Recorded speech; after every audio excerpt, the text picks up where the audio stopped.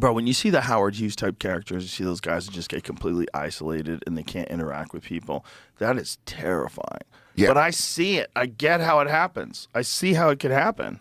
Yeah, a lot of money. Yeah, and a lot of money. And you become defensive, like crazy defensive and paranoid. The paranoia is the thing that makes you just go like, no, I'm just going to grow my beard and my fingernails and not leave outside. Well, you have to stop and think about the time that Howard Hughes lived in, okay? And how easy it was to kill somebody. Yeah. There was no fucking video cameras everywhere. There was no cell phone cameras. There was no DNA evidence, and everyone was corrupt. And people, like, it wasn't a thing where after 12 hours you're like, let's get eyes on it. It would be a couple days. Yeah, and people would be like, bro, he just didn't show up for work. For sure they'd want to kill you. Oh, yeah. Yeah, you're the billionaire guy who's controlling the schools. Oh my God. You're making weird decisions about the drinking water in the town. You're a Rockefeller. Yeah, you're just like, what? You better be concerned. Yeah, you better have people around you. Well, that's where you got to worry about. Who are you insulating yourself with? Because if you're like a billionaire like that and you got crazy motherfuckers in your ears, you're gonna do. That's how you get, like, last time I was here, we were talking about Saddam Hussein's kids. But that's the kind of similar shit. You just get like crazy people around you, some Machiavellian shit, and you're like, yeah, burn the town. But it's always the evil son of the king, right? Yeah, mafia kids. Mafia kids are always not as good at mafia-ing as their dad. They're kind of dangerous because they didn't earn it, right? Yeah. They just got that power, so they've never had to work for it, which is really weird. Which also leaves a hole. I think it leaves like... and they have to prove themselves more, too. Yeah, whereas if you make your money yourself, there's always this like gaining momentum where you're like, look what I'm doing. Right, you didn't just hit the lottery. Yeah. Well, you kind of hit the lottery at many steps along the way. Get lucky, for sure. There was a lot of work involved in getting to where you are, so you know your progression and what you put in to get to that progression. But if you just are born the son of a king... That's and where you have a dragon. Yeah, you're just like, let's torture. Let's torture feed about people to dogs. Well, you're probably, not to like empathize with these guys, but you're probably like, trying to feel something. You're probably like, everything is, all the great shit that I have does nothing to me. Right. That would change someone's life. Right. So now, what do I got to do to move the knee? Yeah. But back then they were like, the milk of magnesia and and just putting hot flames on people and shit. When did they figure out cocaine? Who was the first to figure out cocaine? A brave person.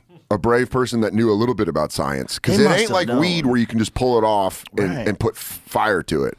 Cocaine and alcohol takes someone so dedicated to getting fucked up that they become good at science. Because I watched, have you ever seen that show Trafficked? No. There's this woman who's like one of my personal heroes, Mariana Van Zeller. She's like a real on the ground journalist. Like goes to dangerous places. Yeah. The kind of the people that need to do ayahuasca to stop the PTSD. I don't know what she seems fine, which is crazy. All those war correspondents are all like, you're like, you need to probably go do something to erase everything you've seen. She was first on the show like 10 years ago because she exposed the fentanyl issue and the the opioid issue in Florida, where they had those pill mills and they didn't have a database. Yeah. So you could go to they call them pain management centers. You would go there, you would talk to the doctor on the left side. The doctor say, oh, you need pills. And you go to the right side and they give you pills. And that's all they have is pills. And then people would go to multiple ones, stockpile, get a big bag of them, go to different doctors. You can go many doctors. Yeah. Oh, yeah. They call that, what do they call it? Doctor shopping, or like going around and like, there's a word for it where they go doctor to doctor. Yeah. Back then, you could do it because they didn't have a database. Oh, all that which shit. Everybody thought was insane. This is a controlled substance, a highly addictive heroin that you take in pill form, and you don't selling have it like database? Gum. Yeah. They're just like, I don't know. Did you come by today? And you go, no. And they're like, we can't tell. She did a whole documentary on it called The OxyContin Express. And That's it was amazing. I'm going to absolutely check that out. But she went to the fucking jungle of Colombia to where they make cocaine and filmed the whole process with the people making it, and then hiked out with them when they carried it on their backpacks through the jungle. Who does she talk to? To set that up. To also feel comfortable. You're like, at any moment, I'm in the jungle in Colombia. I'm fucking dead. Not only and that. I just got my little recorder and I go, so do you like cocaine? And they're like, what? You're going to expose to your enemies roughly where this is. Yeah.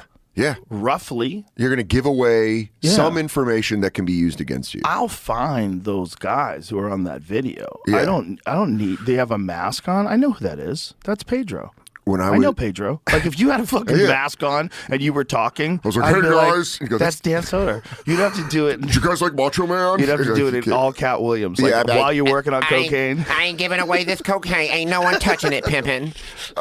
Just the entire time you work in the coke factory. That's great. Different voices, or just I change my voices so no one knows who I am. I'm like, I'm telling you, this cocaine is unbelievable. And they're like, Dangerfield's back doing coke. When I was a busboy at this steakhouse in Aurora growing up when I was in high school, and we would smoke cigarettes in the room that wasn't being used. This is when you could smoke in restaurants. And there was this old waiter, and he was a former Marine, and he was like old school, like, I don't want to talk about it, old school, like did some shit. And then one time after work, me and my buddy Mike were sitting there and we were smoking. He'd smoke Cool Unfilters. Whoa. And this guy was just telling us stories about, he was a sniper in the Army, and his job in Central America was to kill donkeys that were carrying drugs north. Whoa. And he's like, because we'd always ask him, like, did you kill people? He's like, no, I just shot a shit ton of donkeys.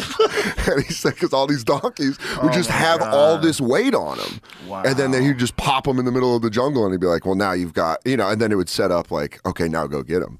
But this dude was like, him telling us that, and us being 16 and wanting it to be people, you're like, no, but did you kill people? He's like, no, you're not listening to what I did. I fucked their shit up. What a really dumb way to handle a problem.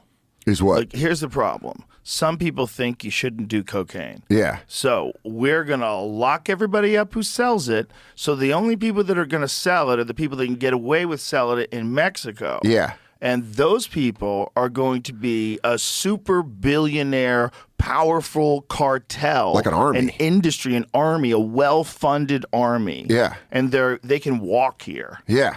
And that's because you don't want people over here to sell coke, even though people want to buy coke. Yeah, let it rip. I kind of feel like that's the only real answer. Don't do it.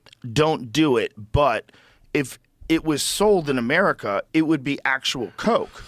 Well, is it that hard to sell pure coke? I bet it would. I bet it would make a lot of people's lives better and a lot of people's lives worse. Like a lot of people's lives worse, for sure. It would go like this. Look, Weep, Richard Pryor got just regular coke and it ruined him. Yeah, I mean, right? Some say Hunter S. Thompson. Some say Hunter S. Thompson's writing. Sigmund Freud loved cocaine. Oh, I mean, all the old school gods love the way cocaine made him feel. Fucking duh. Also, he's into psychology. Yeah, I bet there were some Freud talks that you're like, dude, I don't want to do this, and he's like, no, think about it. You want to fuck your mom, and he goes, dude, Simon, we're on a lot of blow right now. Like, dude, it's like 80s coke movies where they were writing and making it when they were doing coke. There's some of those movies like. What are you saying? Probably not. Maybe, but Electric 2, Electric Boogaloo, Breaking 2, Electric Boogaloo. I watched that in my hotel room the other thing, and I was like, this was written on cocaine. Because every scene just goes like, and then they're here, and then they're here, and then they're here, and everything's all right.